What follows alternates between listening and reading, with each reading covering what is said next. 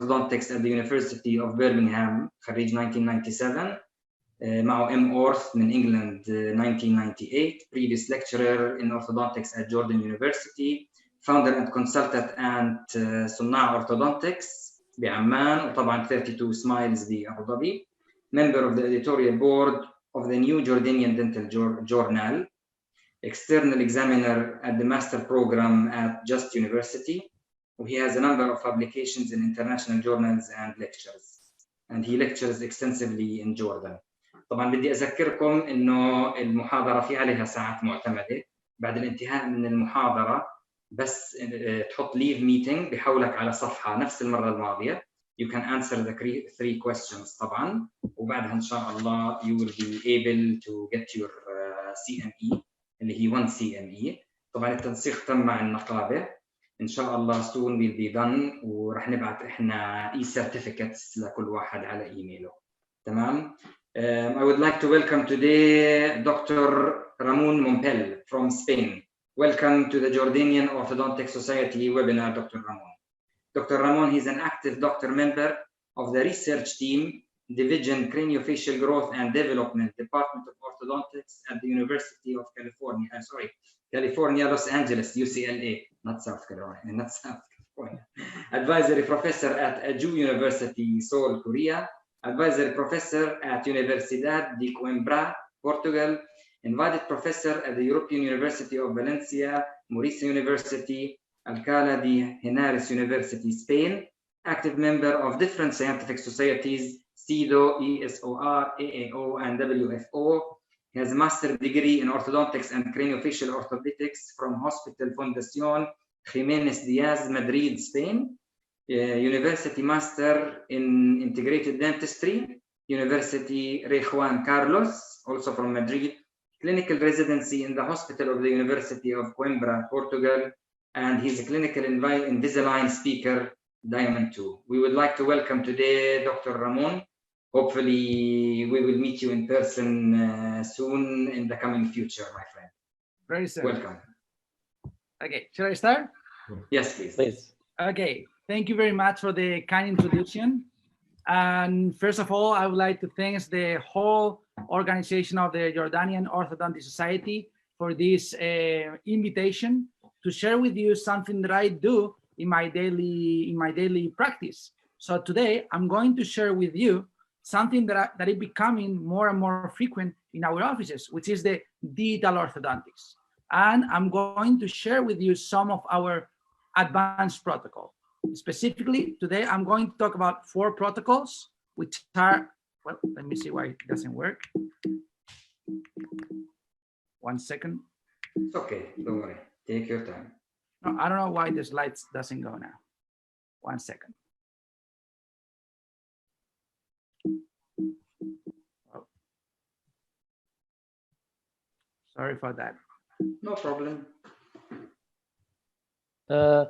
If you can shift to the keynote itself. Yeah, I'm trying to do escape, but it doesn't work. Okay, are you on a Mac or PC? I'm on a Mac. On a Mac, okay. Can you remove the windows away? Okay, it's working. If I hit the table, it works. So I'll do that. Don't worry. Perfect. I found a way. So let's move. Sorry for that. No problem. Go ahead. You already introduced me. I just want to mention that everything you will see today, those protocols, some of them are made in our own office, but most of them has a science base on what we're doing at UCLA, at University of California, Los Angeles. So you'll see something that some of them has been proven, but some of them are really, really new. So I want you to see that in a way that some of those protocols you have to see that can be proven very, very soon. So today, I'm sure some of you are doing some fixed appliance in the traditional way, self-ligating, lingual braces. Some of you, I'm sure, are doing with auxiliary elements like mini implants or functional appliance. And some of you are already using aligners in the way that we are using, because you'll see that in my office, I'm 199% an aligner guy. I like to use aligners because I think it gives us a powerful tool to control all our movements, okay? So today, the 4 protocols that I'm going to share with you is an advanced protocol, MARPI plus Invisalign. Although I'm using, and you'll see that I will talk about a specific MARPI and a specific aligner like Invisalign, you can do those protocols using any kind of MARPI and any kind of aligners. I don't have any agreement, not with MSC company, not with Invisalign. I want to make that clear from the very beginning, okay? But I want to share what I do in my office. So I will talk about the brands that I use. I'll talk about auto transplantation and Invisalign, how we do and how we implement those digital protocols. We're going to move to talk about mini implants plus Invisalign, some protocols that we also do using the digital way, and we move at the end to talk about airway and fluid dynamics, how we improve, how can we incorporate these digital tools in our daily treatments. So let's start with the very first point, MARPI plus Invisalign. So MARPI plus Invisalign is a protocol that we are doing already for 3 years now.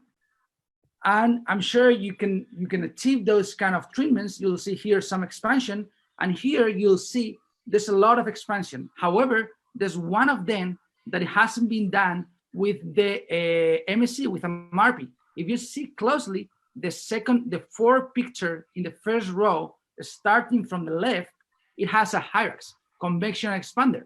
It's not a MARPI. It doesn't use it doesn't use 4 mini implants, as you'll see.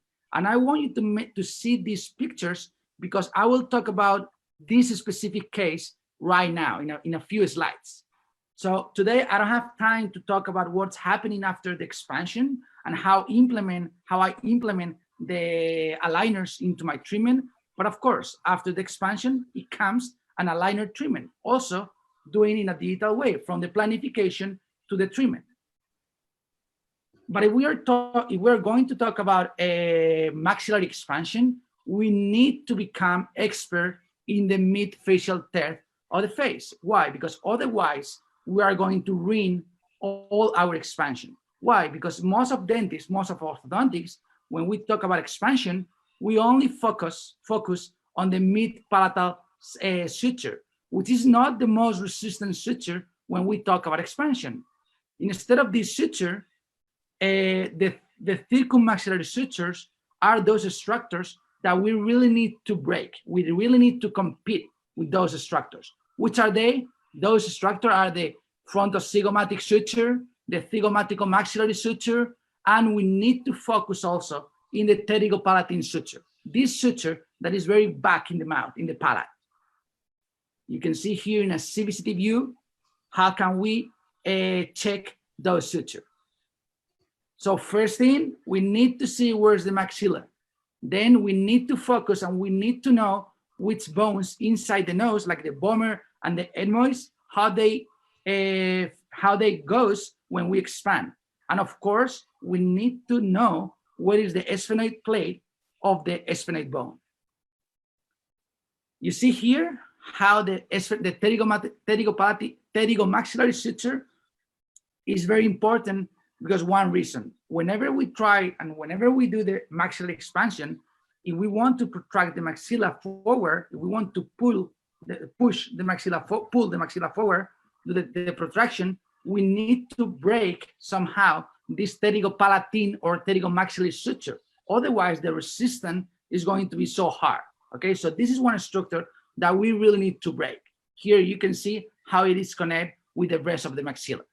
So let's move forward to this very first case. This is a case with rapid palatal expansion. This is the way that I used to do my expansion in the old days. So you see here, I place a Hyrax, and this is the key. So you see this child has a narrow maxilla, has a bilateral crossbite, anterior open bite. So no doubt that we need to expand this case on the base. We don't need dental expansion. We don't need dental alveolar expansion. We need a skeletal expansion.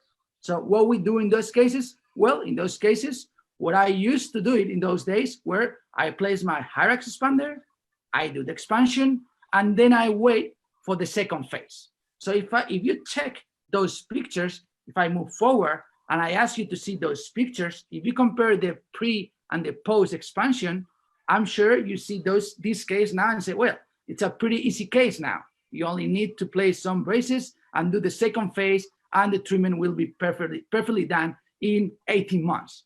However, if we look close to the face of this kid, after 3 years, the face is still the same. What does that mean? That means that I haven't done anything related to the airway. So I have the tool, and you'll see how with the MARPI, we are able to expand not only the maxilla in the lower connected to the mouth, but also in the upper maxilla where the airway comes. So we need to check the airway in every single treatment, because we are orthodontists and we can treat airway if we do in the right way. Because in this case, it was for me, it was a totally success for ortho, totally failed for medical reasons. So I haven't improved his airway. And why? Because the normal expansion is done in this way. When we talk in a coronal plane, the resistance will be the frontonasal suture. And when we talk in an axial plane, this pterygomaxillary suture that I've been talking about is going to be our main resistance. So we need to focus in those two resistance as well. So let's move to this. If we talk about expansion and we use a regular plate, our expansion is going to be dental. We are not going to get any kind of expansion but dental. If we use a dental support expander, then we are going to be able to have a little alveolar effect, okay, dental alveolar effect. So we decided to go more. Okay, let's place an Hyrax. If we have a Hyrax, we are going to start having a small skeletal-based expansion. Sometimes we are going to get a really parallel split, but some cases we are not going to be able to get this parallel split that I will show you. That's why it comes the idea of a MARPI. The MARPI is the combination of a regular Hyrax, placing 4 mini implants, 2 mini implants, different designs that I want to share with you. You see here, there's some designs. So if we use this kind of designs where it has 2 mini implants in the anterior part of the maxilla, most of the cases, or not most of the cases, but some of the cases, we are going to have not a really good and quality expansion. We can have quantity expansion. Why? Because we are going to have dental alveolar effect, but not always a basal bone effect. That's why I always like to talk about, in this case, the expander that I use. That is the maxillary skeletal expander developed by Dr. Wong Moon, but it's a expander that I want to make clear that it's a good expander because it has 2 points. It uses 4 mini implants and it promotes the bicortical engagement. So any expander that you use that has 4 mini implants and has bicortical engagement and you place in the way that I'm going to show you, I guarantee that the expansion is going to be successful. Maybe it's not successful because of biological reason of the patient. I will show you. So this is the kind of expansion that we want to get. Really, really parallel. And why is this? Look at these images. If we use 2 mini implants in the anterior part, this is what is going to happen. So we are going to place them. We have a first cortical, which is the maxillary cortical bone. We are going to have a second layer, which is the nasal cortical in the maxilla. And then our mini implants are going to place in that position. That's why we are not going to be able to achieve the bicortical engagement. So our successful rate is going to decrease.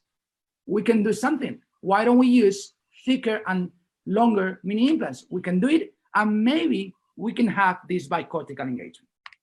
That's why we decided to move for 4 mini implants. What happened if we use, like in this case, like in the image on the left, upper left that you are seeing, if we use these mini implants, if they are too short, we are not gonna get that bicortical engagement. That's why we need to use a MARPI that promotes 4 mini implants and bicortical engagement. It's a critical point. That's why I always like to differ and differentiate between MARPI and MSC. MSC has those 2 components of bicortical and 4 mini implants. Why? Because we want to get this kind of expansion. This is the cadaver study that we are doing now in Spain with Dr. Moon and my brother, Dr. Juan Moon, and my brother, Dr. Jose Luis Mompel. He's oral surgeon. He works with me. And you see here how this is a nasal cut, axial nasal cut, and you see how the mini implants goes up to the nose. Here you see in the study. And if you compare these two images, you can see how in the left with the MSc we get this really beautiful parallel expansion in 3D way, in a 3D position. Why? Because if you look in the right side, you see we don't have this perfect split. We always focus, and if we only look at the mouth, we are evaluate the quantity of expansion. But we really need to make sure we are getting not only quantity but quality. Okay. You see here, if we compare and we do the superimposition between the pre and the post, you see how we can get these pterygo plates. These are frontal cut, and the pterygo plates, red before, yellow after. You see how we can split also the back part of the maxilla, which means we are going to be able to protract the maxilla forward. Okay, again, you can see here how we can check the pterygopalatine suture. You see how we split perfectly well. In the left is the pre and the right is the after. So those are some tools that we can do using, of course, CBCT. If you have more interest in this kind of expansion, you can check in many articles that we have, many people have, so you can check. So this is the idea. The idea is to expand the maxilla, wait 3 months until we get the bone refill the gap, and then we can start closing everything. A cortical engagement, remember, you see here how we can check with the CBCT how we can get this by cortical engagement. So indication, you already know. So only we are going to use MARPI in case of skeletal maxillary incorporations and dolichofacial patients. Why? Because we are going to get really parallel. So the palatine cusp of the upper molars, they are not going to go down. So our mandible is not going to open. That's why we use this kind of MARPI in dolichofacial patients. And again, you see here I place a sleep apnea patient. Now the MSc has been proved to be a device that can improve a sleep apnea patient. So we are using for that purpose. And also in adults patient, we have demonstrated that it has been demonstrated that the suture, the mid-palatal suture, it never fuses. So if we active the expander in the proper way, and if we place the MSc in the proper place, we are going to be able to split. When are we are not going to use the MARPI? We are not going to use, of course, if we want to do a dentioalveolar expansion. If the nose is really wide, we need to be careful because we are going to get a little of soft tissue in the nose improvement. So make sure you want to span a little, and we cannot use in very narrow palates.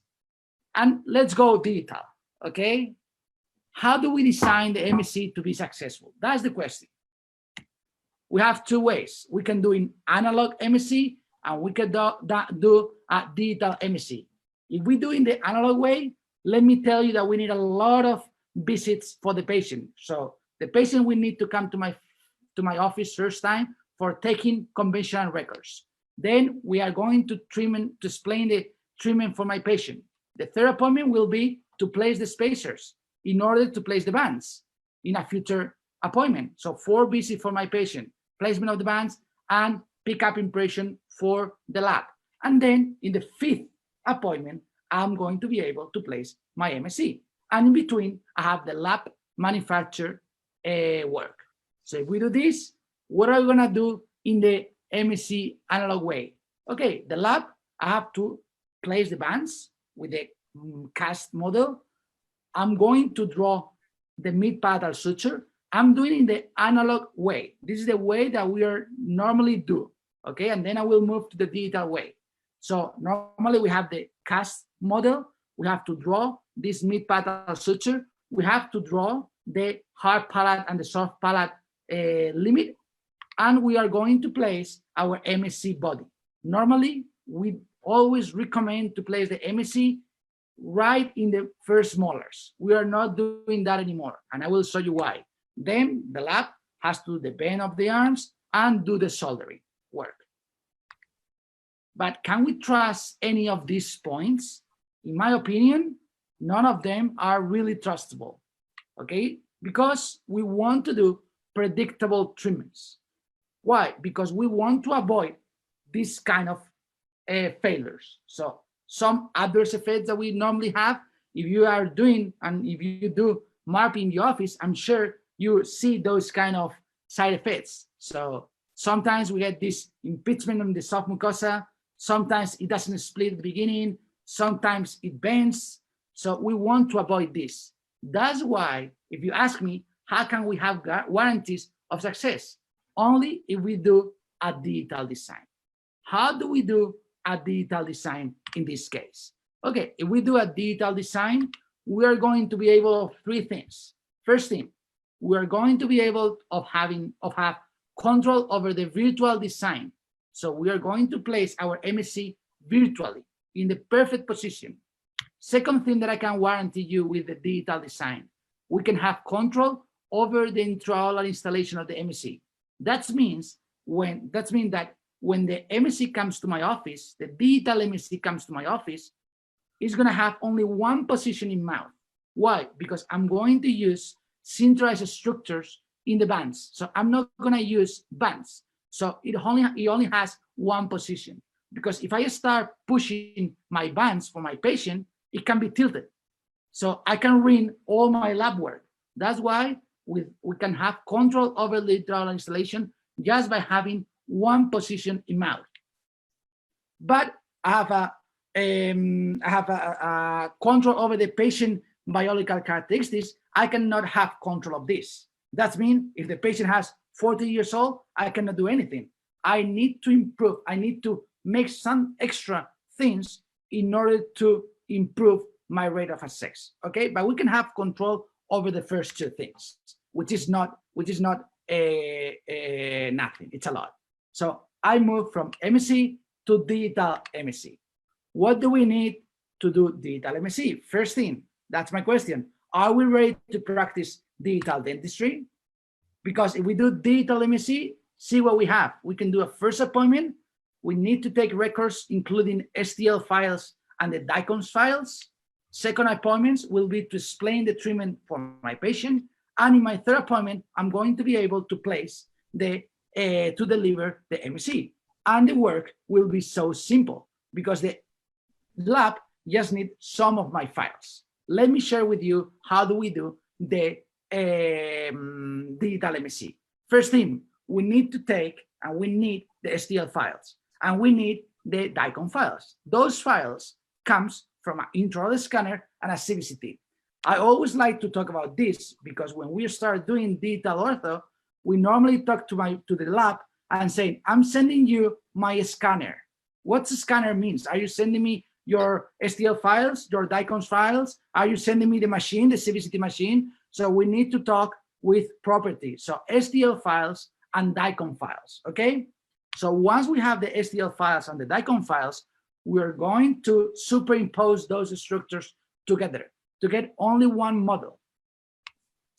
Once I have the superimposition, I'm going to establish the three planes because I will need to place my MSC in the right position. Okay, so this plane is not anymore a line, it's a plane. It's my frontocoronal plane. And then once I place this MSC in position, I need to place in the vertical position. Look here.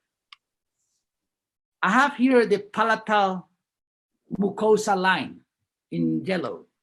The white line, sorry, the white plane, it's a plane, it's not a line, but you see here in a line, the white line is the mid-sagittal plane, okay?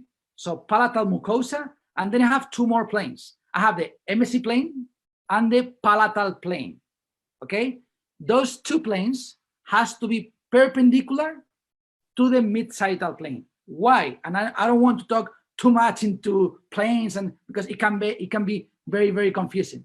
The thing is that I need to be these three planes, two planes, blue and green, has to be perpendicular to the white, because I want to make sure that I have too many implants in the right side and too many implants in the left side. If you look closely, I want to make this. I want to rotate and see that I have, this is a nasal view, two on the right, two on the left. How do I do this? I need to make sure that I put my MSc in place, because if I go, sorry, let me go back one slide. Okay, here. If you see, I have to check where's the MSc touching the maxilla, because normally when we have a model cast, if we put the MSc flush to the palate, my MSc is going to be tilted, right? So my 4-beam implants can be positioned in this way. Instead of being perpendicular, are going to be like this. So we need to make sure that my MSc is parallel to the nasal plane, to the palatal plane, and perpendicular to the mid-sagittal plane. Okay, so we want to have this kind of images. Why? Because when I get this, I can see, okay, if I place my MSc in that position and I use 30 millimeters mini implants, I know that I have minimum, I have length enough in the posterior, but in the anterior, I'm a little too short. That's why I need to move and play with my MSc in order to place it in the right position. What I'm going to do, I'm going to play not only with the forward and backward, but also with the inclination of my MSc. If you see here, what I'm doing, I'm putting my posterior part of the MSc, it goes down. Why? Because I want to make bicortical engagement in my interior. So look how it goes. I don't have anterior bicortical engage, so I go inside and I see that I need a little more. That's why I come here with the red and I change my inclination until I see that I have my bicortical engage. See that I'm having a little of bicortical engagement, and that's why we need to play until we get this bicortical engagement. Finally, we can design our structures. Since they're gonna be sinterized, we can make any kind of hooks. In my case, I like to do 2 hooks, for example, for class 3 patient, because I normally place face masks for patient and also anterior lower mini plates, as you will see in one of my cases. So that's why I have 2 hooks. And I'm sure they are not going to be desoldered because it's only one piece. So I'm not going to be these hooks coming off that makes our life terrible. So this is how the MSc comes from the lab. And as I said, we only have one position in mouth. Today I don't have a lot of time because I will show you in a different lecture in the future. You see in the model, if you look closely, there's a acrylic part that it's between the palate and the MSc. This is the gap that it has between the maxilla and the MSc once I place virtually. So this is something that I will share with you in a future presentation with more time. Here is, you see one piece and it plays in mouth. What happened when we don't have access or adult patient? We do the corticopunctions. Corticopunction, as you see here, is in the cadaver study. We do small holes in order to make mini fractures along the mid-palatal suture, trying to reduce the resistance of the mid-palatal suture. You see this is in the cadaver study, but you always have to use a lot of irrigation. Otherwise, you can make some necrosis of the bone. So always with a lot of irrigation. You can do with the MSc in place or without the MSc. If you know from the beginning that your patient has a mature bone and the resistance is going to be really, really hard to split, what I recommend to you is to use some digital guides that we do, because we are going to do this from the very beginning, even before the first MSc. So we're going to get the guide, we're going to place in mouth, and then we can only follow the holes that we did using the CVCT in order to make those holes. Okay, so if you know from the beginning that you will need to split or it's going to be hard, my recommendation is to use the guides and do the cortical functions before the first placement of the MSc. Again, with irrigation. So let me explain this case just really, really fast, just to see and just to show you how really accurate can be the expansions if we do with this protocol. So if we get this patient, you see, let me see if it goes. Okay.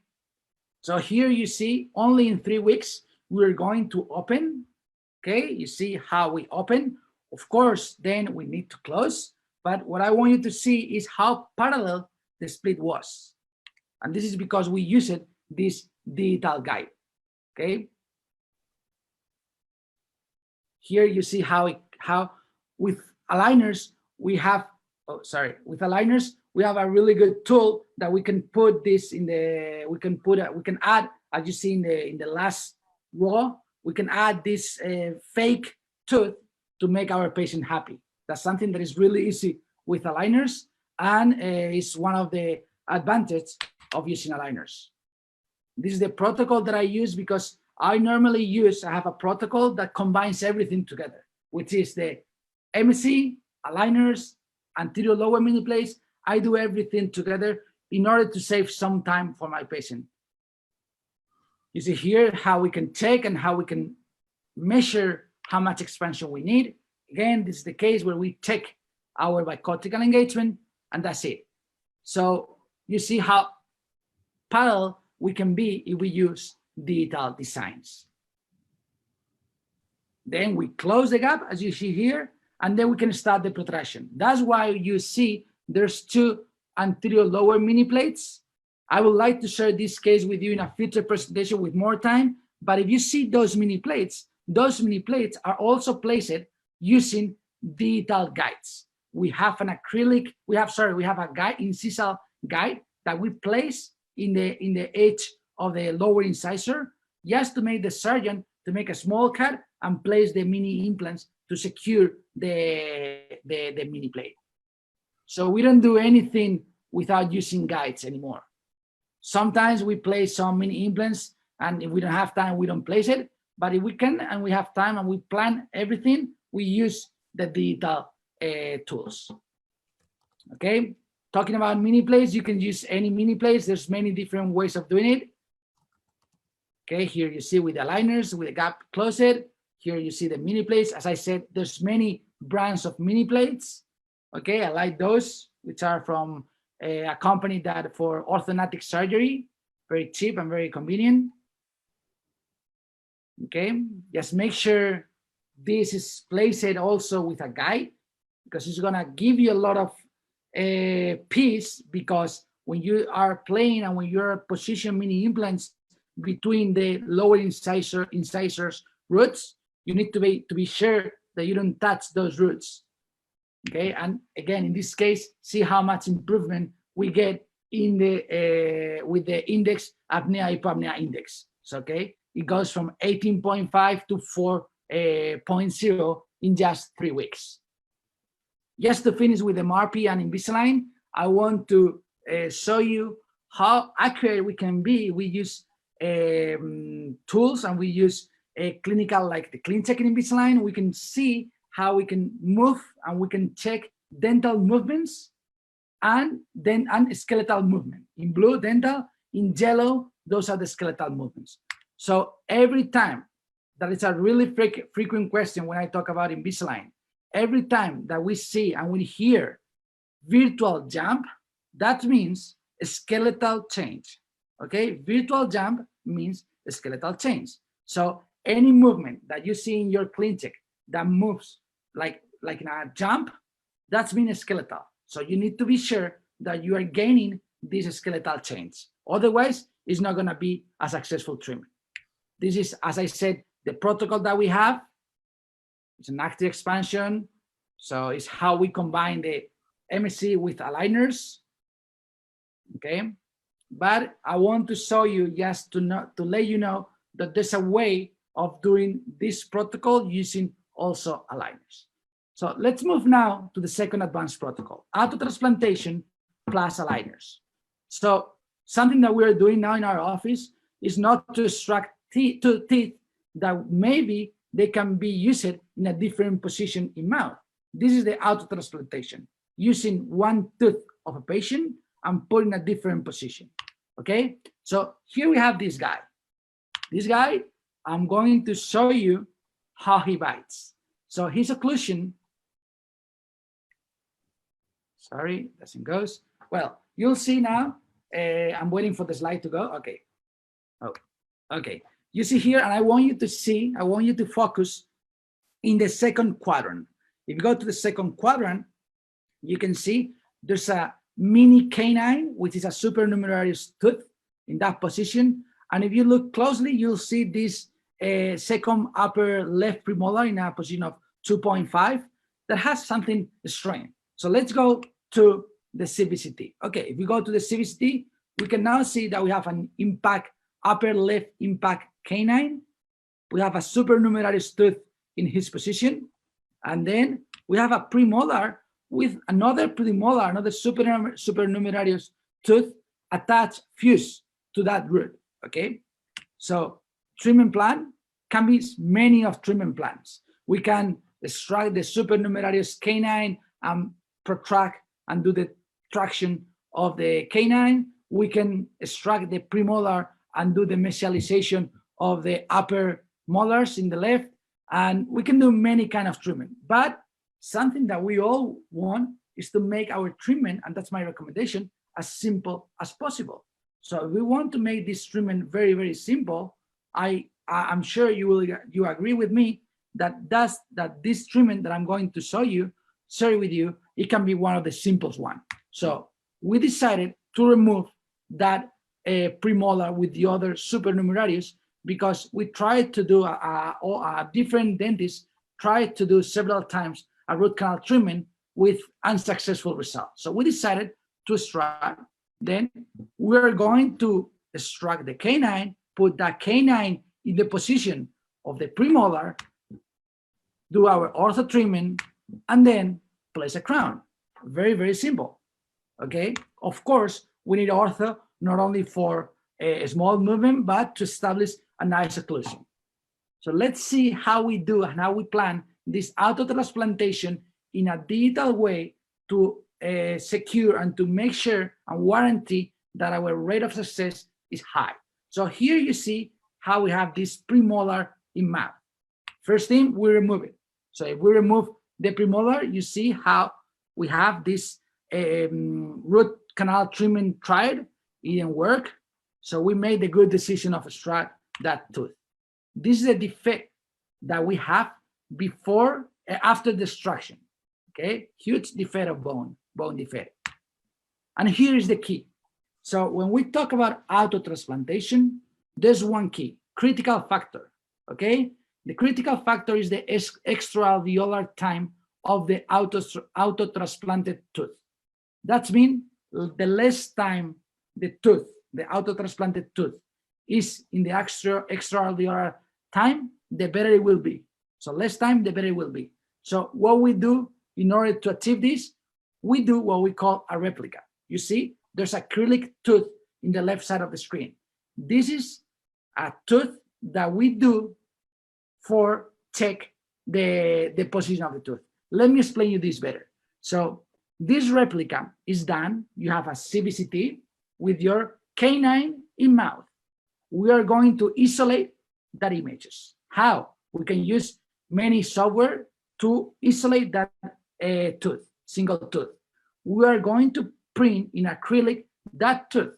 So we have this tooth, this acrylic tooth in my mouth. Canine is still in place, it's still in the mouth. What I want is to try that acrylic tooth in the alveolar hole after the extraction. And I will not extract my canine until I'm sure my replica is perfectly well adapted, because I will remove my canine and put right in place. 1 second, not extraalveolar time at all. It will be just for the picture. So 5 seconds for the picture if you want to have a picture.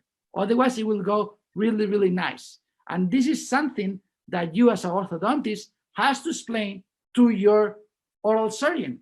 Otherwise, your oral surgeon is going to remove the tooth, put in a box, put in a bowl, and make the hole, make the extraction, and that makes your life really, really complicated, because after all, you won't be able to move your auto-transplanted tooth. And remember that you need to do an ortho treatment after, okay? So here you see how we take the canine after take the replica, put in place. We need, of course, to cut the tip of the canine, and we fill with autologous bone of the same patient, we fill the defect of the bone. We need to hold that bone graft with a titanium mesh, and then we do the fertilization of the auto-transplanted tooth. You see here, I normally go to these sessions because I want to do the fertilization my own, because if you leave the fertilization to the oral surgeons, they are not really well trained to do fertilization. So it comes with a lot of composite and everything comes a mess. So it's better if you go with your oral surgeon and you do the bonding yourself. This case was done by the oral surgeon, the auto-transplanted tooth. When do we do the root canal treatment? After 1 week. So after 1 week, we do the procedure of the root canal. If it's a young teeth with open apex, we don't need to do the root canal treatment. After 1 week, you still see how we remove, after 3 months, we remove the fertilization, and we are ready now to the ortho treatment. You see here how we have this maxilla. That's the beginning of my patient. Okay, so this 25 is not a 25 anymore. It's my canine. So see how simple the case is gonna be. So this is my maxilla. I just need to expand, do the correlation between the upper and the lower arch, and that with everything. So it will be very, very simple case. That could be really, really hard at the beginning. Okay. So here you see how we establish our anchorates. That's more aligners thing, in order to do the expansion in the anterior area of the maxilla.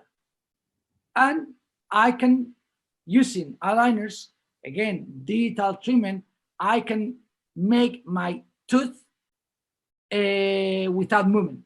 So I can make sure that tooth is not gonna be moving. That's something that, again, you need to talk to your oral surgeon, because you want him to place the auto-transplanted tooth in the best position as possible. That means in the last position where you want to finish with your tooth. Okay, so make that, place that in your mind. So here you see I only have those progress. So you can see how it becomes really, really simple case. Okay, of aligning and leveling case. So not too much complication. Okay, let me talk how we place mini implants using digital guides. In this case, for example, when you have cases that you need to remove, or you have missing second premolars, what we do, we mesialize sometimes the lower molars. How do we do? Okay, we place a mini implants, as you see here in the acrylic, between, for example, the 3 and the 4.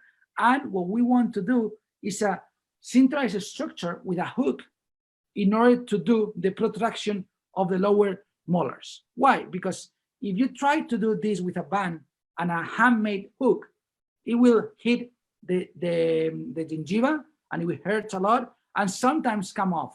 That's why we want to make a single structure, really a hard structure, and we can also make sure that the center of rotation of the molar will go straight to the mini implant, so we can have a really in mass movement of those molars. We can also make sure that hook doesn't touch the gingiva. You see those two structures. And you can design any kind of hooks you want. You can design with more hook, everything you want. So this is how it comes from the lab. I always like to place a small pad for the 7.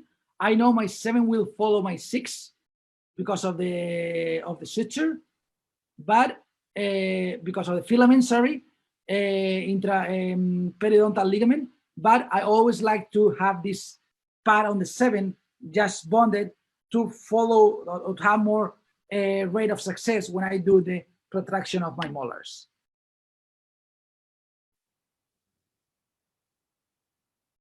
And this structure I'm going to bond on my patient, one of each side. Okay, my computer is thinking, it's getting tired, my computer. So you see here how it comes from the lab with the acrylic. Okay, so I put this on place, I bond to my patient with any, for example, any kind of bond. Okay, and you can make sure your center of rotation will be in the position you establish virtually. Okay, and then the only thing that you have to do is to plan. You do the extraction of the molars. Okay, then you place your sinterized structures, as you see here, and then you just need to tell the patient to wear rubber bands, elastics. Why? Because it will give us every day, it has the right force, the right strength in order to mesialize those molars. And of course, we can start the treatment with aligners in the anterior place. Again, digital is here to help us and make our treatments simple, more simple. Okay. See here how we can place the elastics to close those gaps.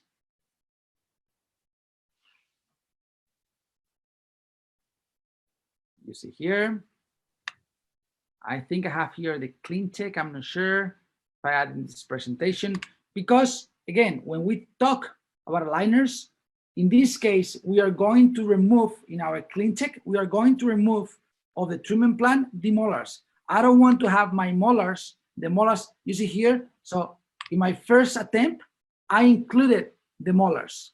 So I got that clean check. I realized all the treatment, but I decided not to include the molars in order to protract the molars. Instead of this, I decided to remove it and have this.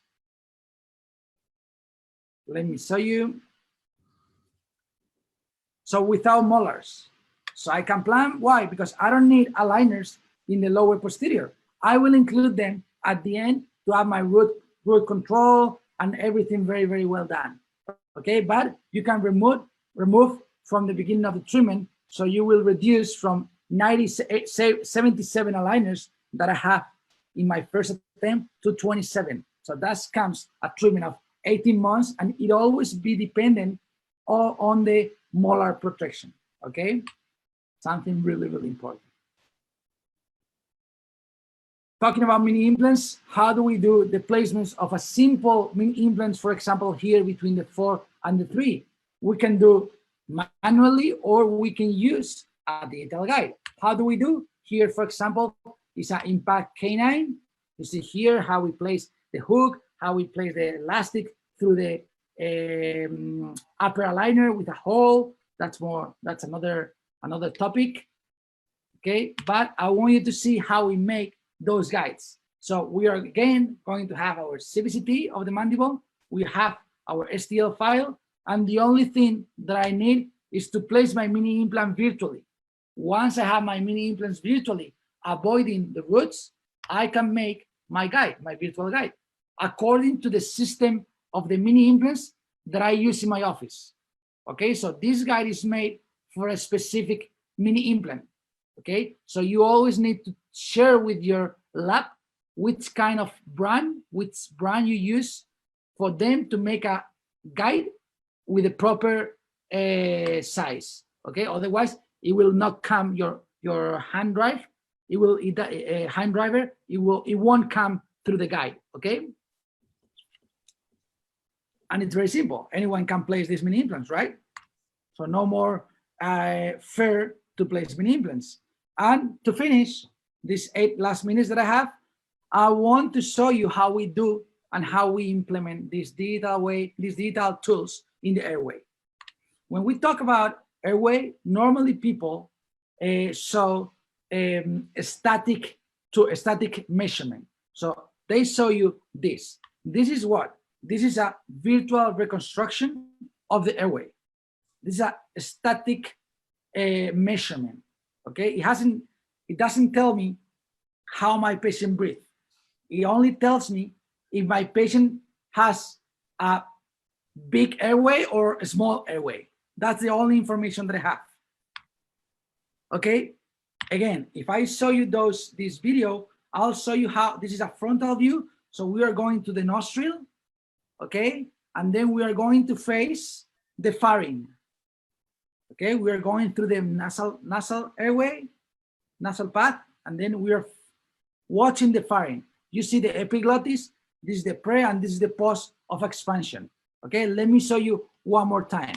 So I go through the nose, okay, and if you see here, again, there's something. Okay, it goes. So if you see here, that's a static measurement. Again, I'm not telling you how my patient breathes. And if you want to see, and if you want to check if your patient, it has any improvement in the airway, for example, after expansion, you need to implement some dynamics measurements, okay? That means we need to make sure, and we need to measure how my patient breathes. Subjective measurements. That's why we need to do this fluid dynamics measurement. So here you see a reconstruction of the airway, and we implement some airway through the nose to see how my patient breathes. Okay, this is more complex tools. We also need an engineer to implement those, but we can see where are those resistant in the airway. You see in red, where are those resistant? Also, we can play and we can simulate the vibration of the soft palate, and we can also check here again with this fluid dynamics. So for concluding my presentation today with all of you, I only have two conclusions. So professional experience is very, very important. It's what makes you a really good orthodontist. You need to do a lot of cases. You need to improve day by day. So professional experience will be always the big point that if we work hard, we're all gonna achieve in the future. But if we talk about detail, there's something that I want to share with you, that is training. We can train and we can practice the digital way. We can practice ourselves by doing digital things, not necessarily in a patient. That means we can become really good on digital. We can become really good planners, diagnosis. We can do a really good diagnosis because we can become really good at digital, that and only by training. So we don't need years and years of practice to become really good digital orthodontist. So that's my last slide. If everything was easy, anyone would make it. So I force you, empower you to become digital and work hard every day to make your office better. If anyone has more interest in mini implants, we have this course with Dr. Womoon, and in aligners, I have a course with Dr. Kenji Ojima. It doesn't come, sorry.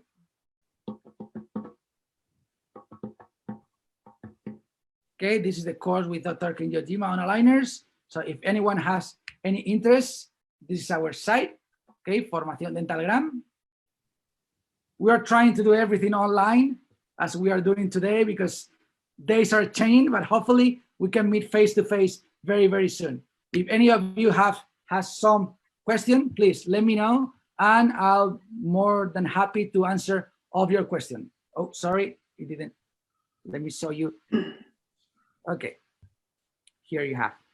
So thank you one more time for your time, and I hope you enjoyed my lecture. Thank you very much, Dr. Ramon. What an amazing lecture! Very informative. I'm sure our participants have a lot of questions for you. Mm-hmm. If I may, Majdu, shall we start with the questions? Yes, please. Yes, please. Yes, there's an interesting question from Dr. Bara Hanande about stability. And the questions for you, Dr. Ramon, are there any long-term comparative studies on stability between MARPE, RME, or the ultramic, where you expand and then retract again and again? Mm-hmm. Yes, stability basically. Yeah. There's some studies where shows the difference between MARPE and between conventional expansion and MARPE expansion. Okay, but inside MARPE expansion, we have again to differ between one MARPE and the other MARPE, and we need to differ about the protocol, like Alramec protocol, because Alramec protocols promotes open and close in order to break the pterygopalatine suture and make the parallel split. Okay, the thing when we talk about stability is if you can get a really parallel split, your stabilization will be much better. Why? Because if you do an expansion like this, okay, your two maxillas will go back.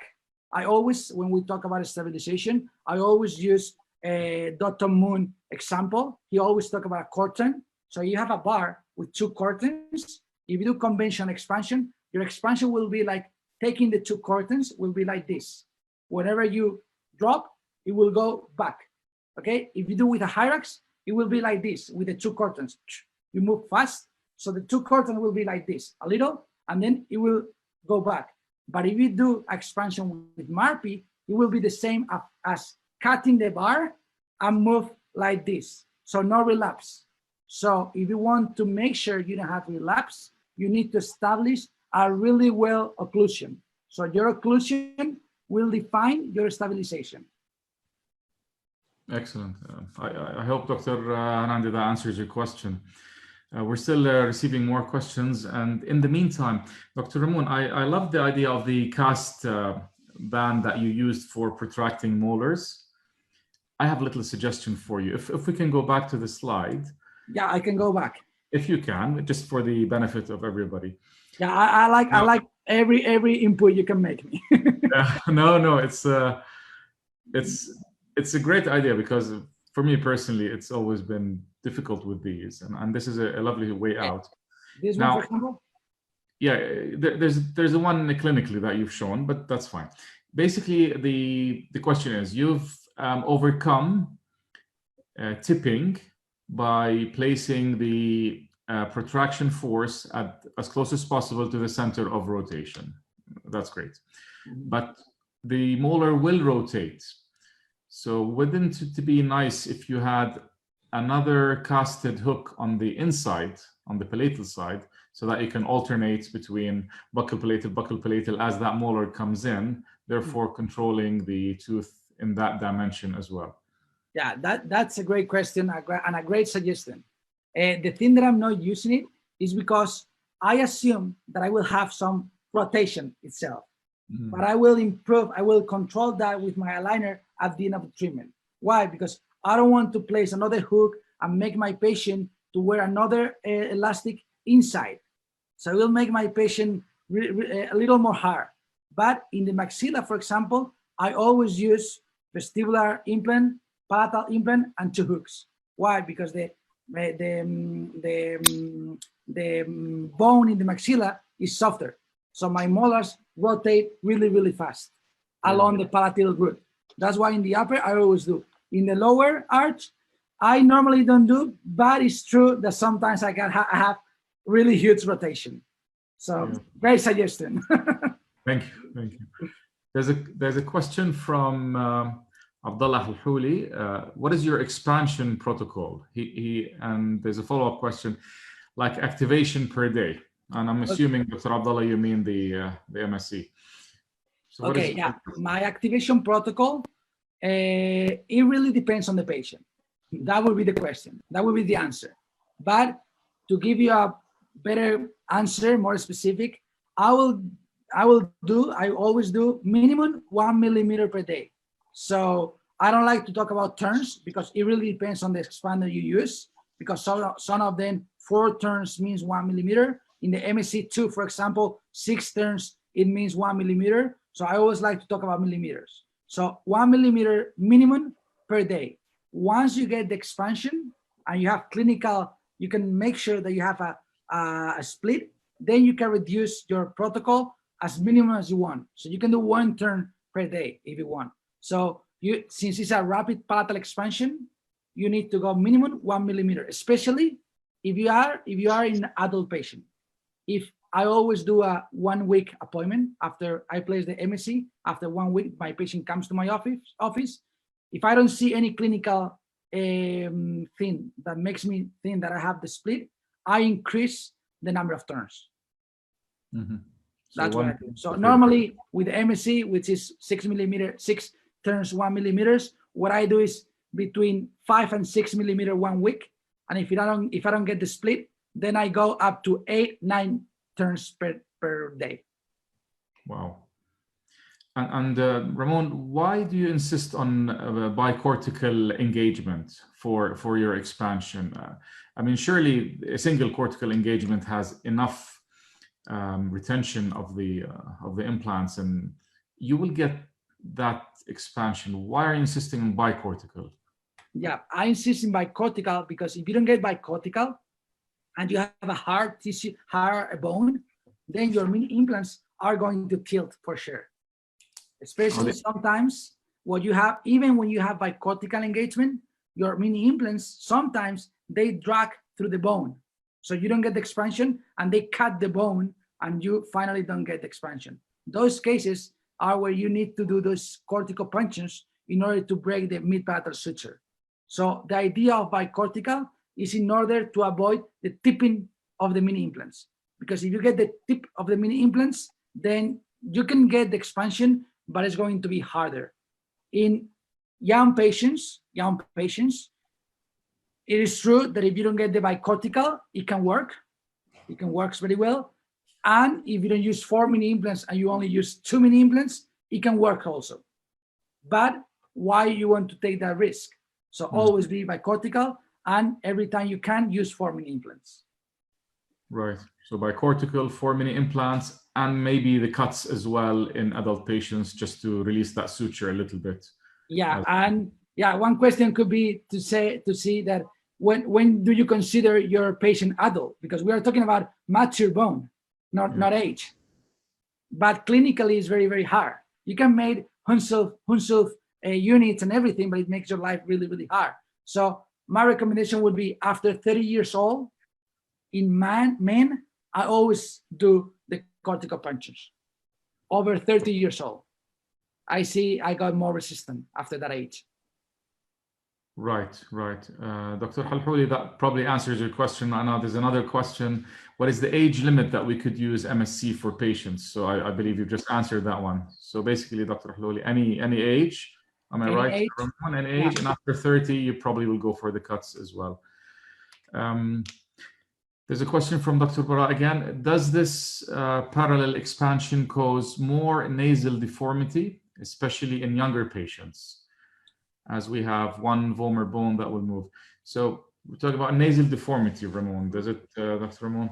Yeah, we have several studies done at UCLA talking about soft tissue change after the expansion.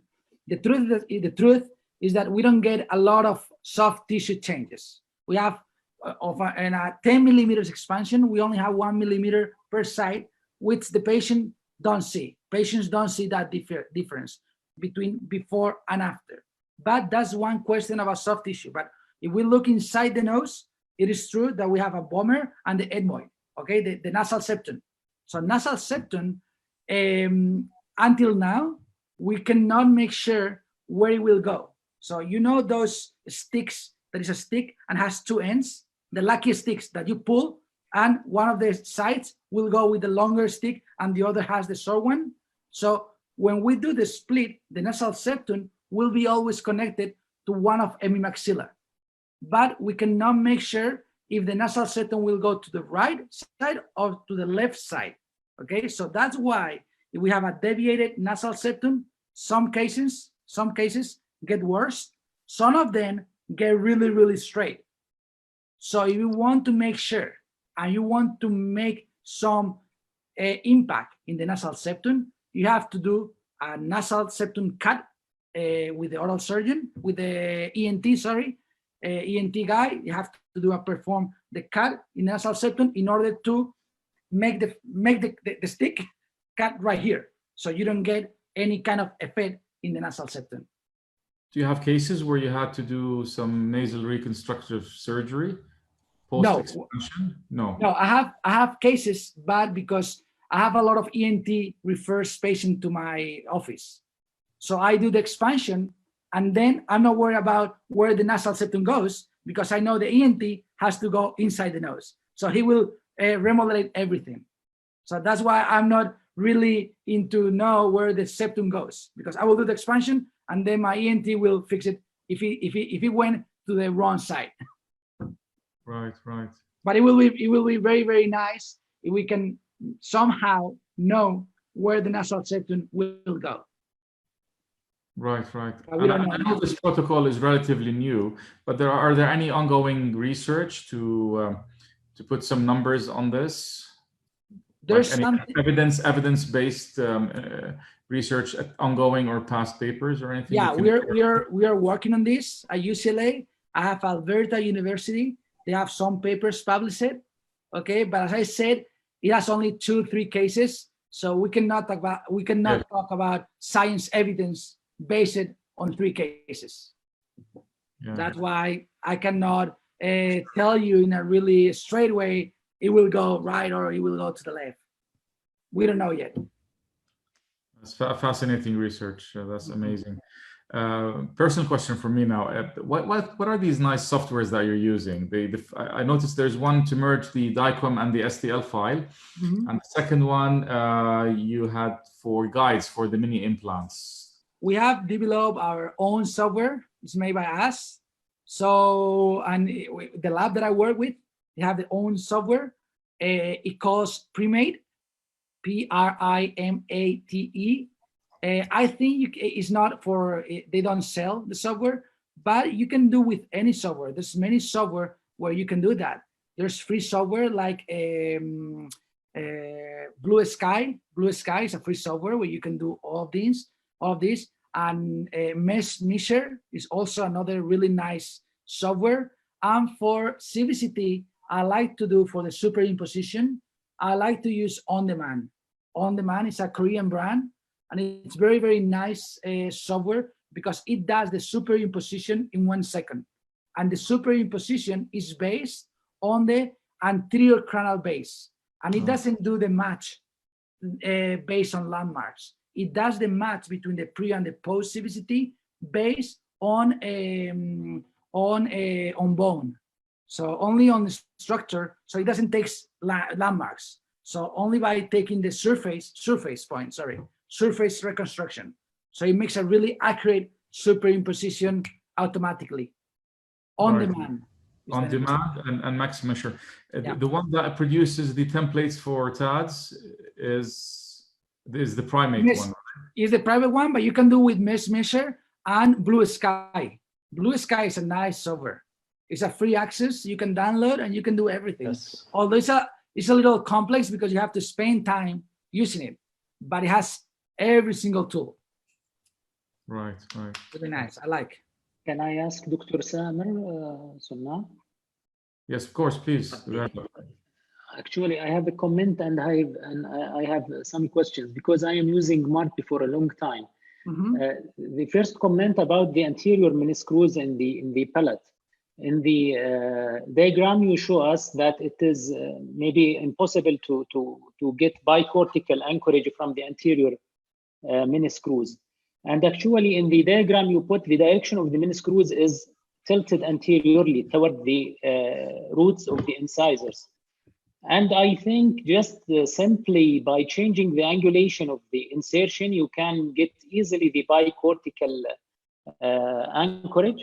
And actually, we are not doing it in this way because simply you will hit the roots of the lateral incisors if you angulate it toward the roots, especially if the laterals are already proclined. So you will not have enough space. So it's better to make it actually perpendicular to the palatal plane, not to the bone. And by this, you can easily avoid the roots and get the bicortical anchorage.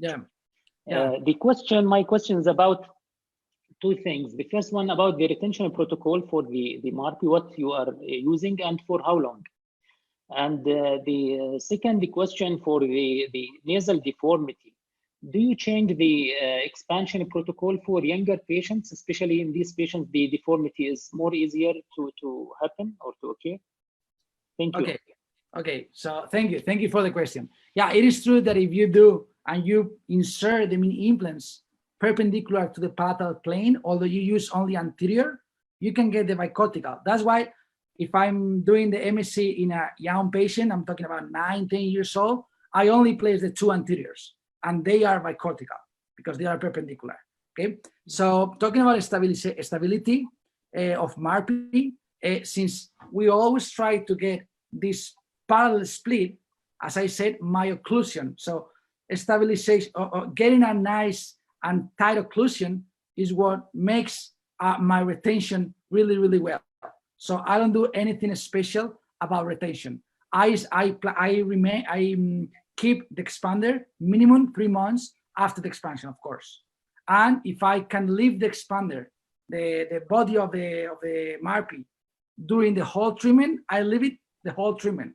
I never know when I'm going to need 4 mini implants in the palate. So I leave it there for the whole treatment, but minimum 3 months. Okay. And the last question was talking about the nasal deformity. So if we talk about nasal deformity, when it comes to really young patient, it is true that I sometimes go 1 millimeter. It depends on the size of my patient, other factors. But I use the same protocol, 1 millimeter per expansion per day, and I don't change. I only change the protocol if I'm a cleft palate patient. If I'm with a cleft palate patient, in those cases, I really need to make sure that I'm doing exactly the number of turns, because I really need to make sure we are getting the palate speed, but we cannot go too fast, because if we go too fast, the connection between the palate and the nasal, the fistula, it will be too big. That's why we need to go slower. So only in cleft palate patient, I go with a slower protocol, not for nasal deformity. Okay, thank you. Just a question for the aligner you are using after the rapid palatal expansion. First question, for how long you leave the patient before taking the scanning for the aligner? The second question, we know that there is spontaneous closure of the diastema even without treatment. So I noticed that you make like a connection between the centrals. Why you are doing this? Okay, nice question. I like to talk about this because this is a protocol that I use connecting everything together, the MSc and aligners. I like to do this because what you said, if we can always do the orthopedic treatment, the expansion, then we can, for example, put regular X's, and then we do this intraoral scanner, send to the aligner company and get the aligners. Okay, that's one thing that you can do. But I don't do that because what I want to do, I want to take as many advantages as I can do while I'm doing the expansion. So if you do the expansion, you are going to get this spontaneous closely. This spontaneous close may tip my teeth in a way that I don't want. So if I do the expansion and I have my aligner, because during the expansion, I have an aligner that I cut in the middle and have one side with aligner and the other side with aligner, no movement. So these two segments of the aligners are holding my denture. So no dental effects. Okay, so I'm holding my denture. Second advantage of doing this, I'm going to be able to close my diastema right away because I want to maintain my interincisal papilla. Because if I don't close the diastema right immediately, I will get a really flat papilla and it will have a really aesthetic problem at the end. So that's why I can place again with my aligner. I will have an aligner ready after the expansion to close immediately the diastema, and I'm able to place the acrylic tooth. It is true that you need to digitally plan perfectly well how much expansion you want. Because if you plan 10 millimeter expansion and you get 11 millimeter expansion, then you don't have any aligner that will fit in the mouth. So you have to exit, rescan your patient, and start over again. But if you get 10 millimeter expansion or less, you can always go for an aligner to start closing the gap. That's what I like, the combined protocol. So hopefully I can share with you the full protocol, which take me hour and a half minimum. Yeah, but there is a problem, because the expansion you are doing in the hierarchs is not related to the exactly to the teeth. Yeah, so you have to do another scan. Yeah, that's why I always, every time that I have to do the expansion, every time that I close, of course I need to rescan my patient, but I want to rescan my patient as last as possible, as far as possible. So it is true that it doesn't be related. So if I get 10 millimeter expansion of my hierarchs, I don't get 10 millimeter expansion of my diastema, right? That's why when I plan my case with Invisalign, what I do, I only talk about diastema. I plan the case like a surgical case. When I talk to the aligner company, I talk how many millimeters of diastema I want. I don't even tell them that I'm going to place a MARPI. They don't have to know that. They don't care about that. So I only plan the diastema that I need. That's why sometimes I cannot be accurate, because I do the MARPI and I clinically decide when I have to stop. Eventually it will be the same as in my digital plan. But if it's not the same, I'm forced to rescan my patient. Okay? That's why you need to make sure how many expansion you will get and how much the diastema will be in order to get a minimum, an aligner that fit in mouth.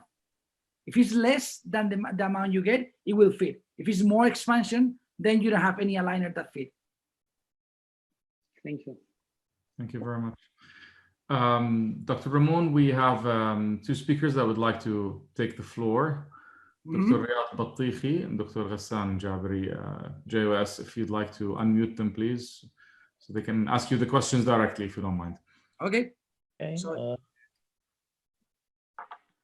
So should I have to mute myself or what? No, you just stay where you are. Okay. Dr. Riyad Battihi, can you hear us? Yes, thank you. The floor is yours, Doc. Dr. Ramon, thank you for your lectures. First of all, just I want to ask two questions. First one, if we do SME,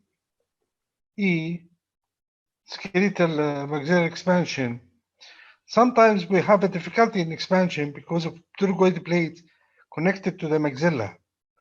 And that's why a surgeon try to do some cut in the posterior part to advance the maxilla. So there's sometimes we have difficulty even with the bicortical tab and expansion, that we find some difficulty to expand. And what we have expansion, not exactly skeletally, just tilting of the bone. The suture doesn't open. Okay. This is the first question. The second question is that sometimes when you do surgical expansion or assisted surgical expansion or MARPI, we have problem side effects. One of them is that blurred vision. Sometimes have pain or blurred vision. Sometimes it's temporary, but the patient are worried about this.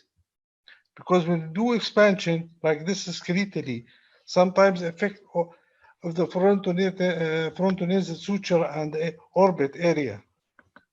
Thank you. Okay. Yeah. Thank you. Thank you for the questions. So yeah, we need to make sure that whenever we talk about MARPI for our patients, we are trying to avoid a surgical procedure.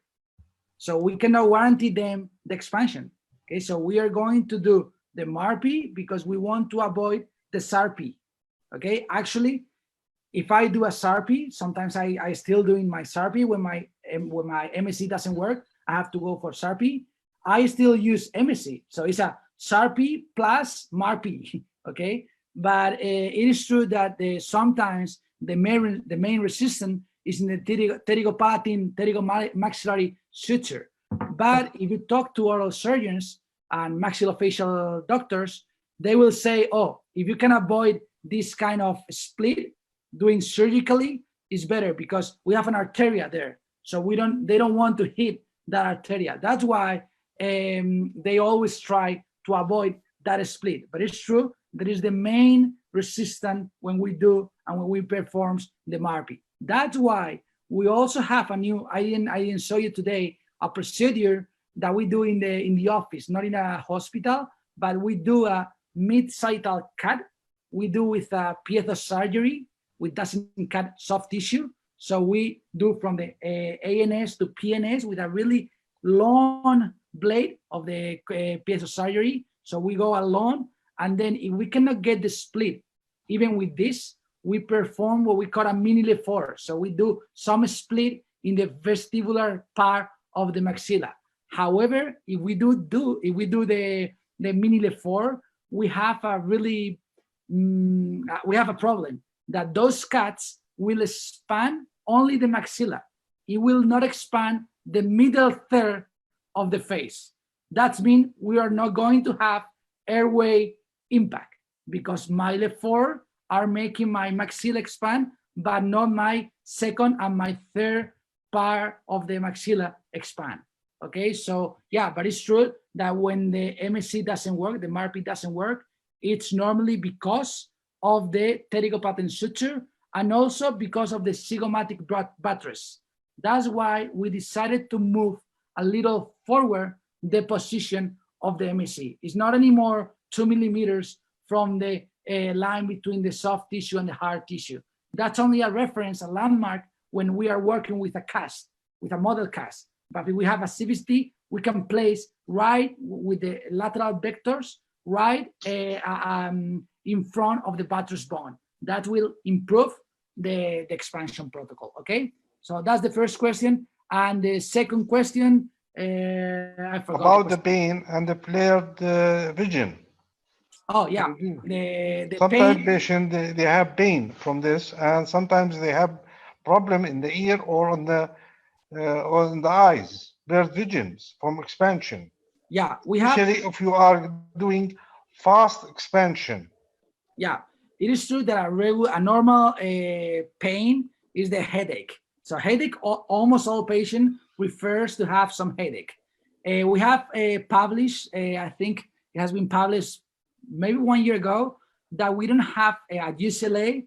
I wasn't involved in that article, but we have checked that we don't have any kind of change in the orbital bone.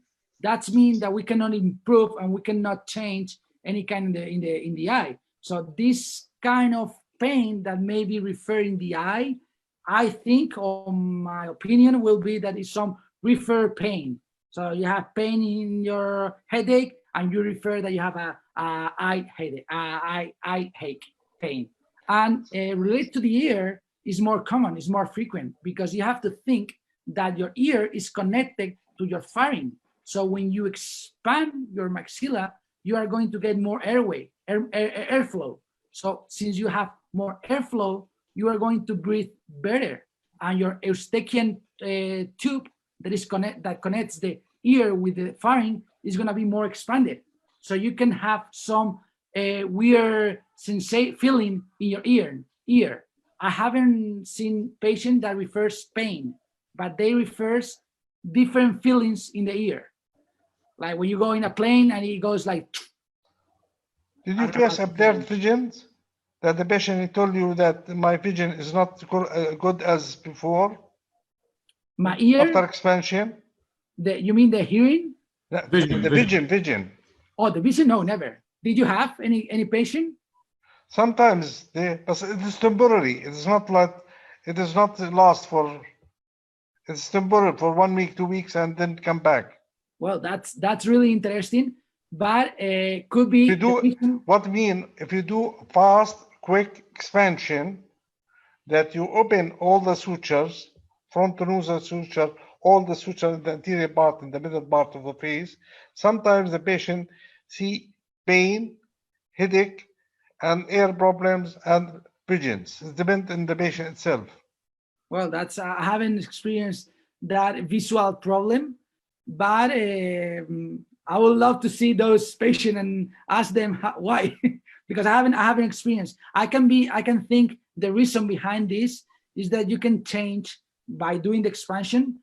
We have changed in the intraocular pressure. It changes and then it adapts. That's why maybe some patients refers that as a pain. I'm not sure. I don't have the answer. The last question about we change the bone. Always when we do expansion, we change the bone, we change everything, but we don't change the soft tissue envelope. So sometimes after 5 or 10 years, there will be a relapse. Did you face like these cases? Relapse after 5, 10 cases? Because you changed the bones, but you didn't change the muscular envelope. Yeah, I see what you mean.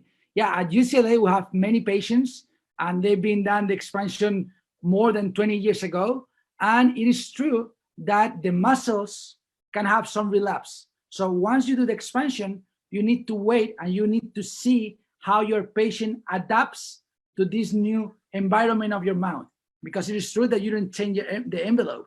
Actually, when we get recessions in the tooth, and you see the recession in the gingiva, it is because of a external recession. It doesn't come because you move your teeth out of the bone, out of the alveolar bone. It is because your muscles and your muscular and your mucosa is putting against the gingiva, and that makes a recession. But the relapse, again, if you get a good occlusion, it will be minimum.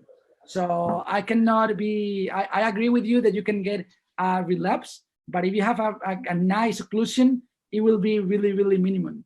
I mean, at least what I see is that we don't get that relapse that we get immediately after a regular expansion.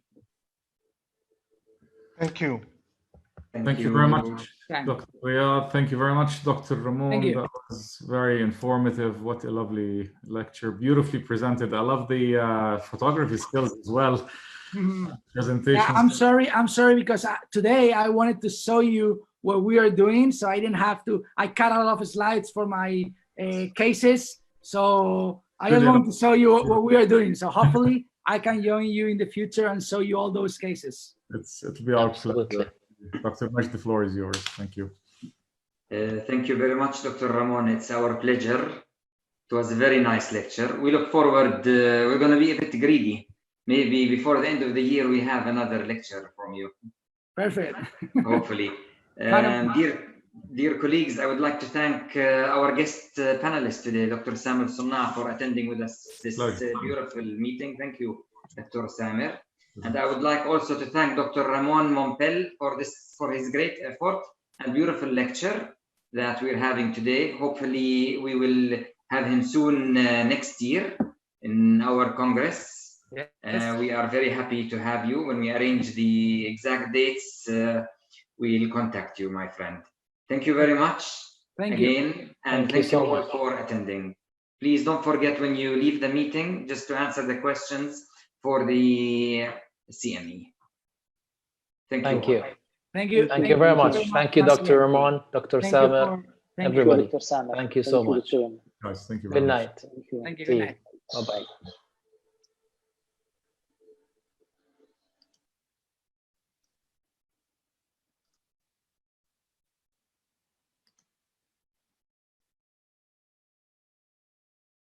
Okay, ending the meeting now. Thank you. Thank you. Bye-bye. Take Good care. night. Bye-bye. Thank you very much for the invitation. It was a pleasure, really. Thank you so much. Bye-bye. Stay safe. You too. Bye.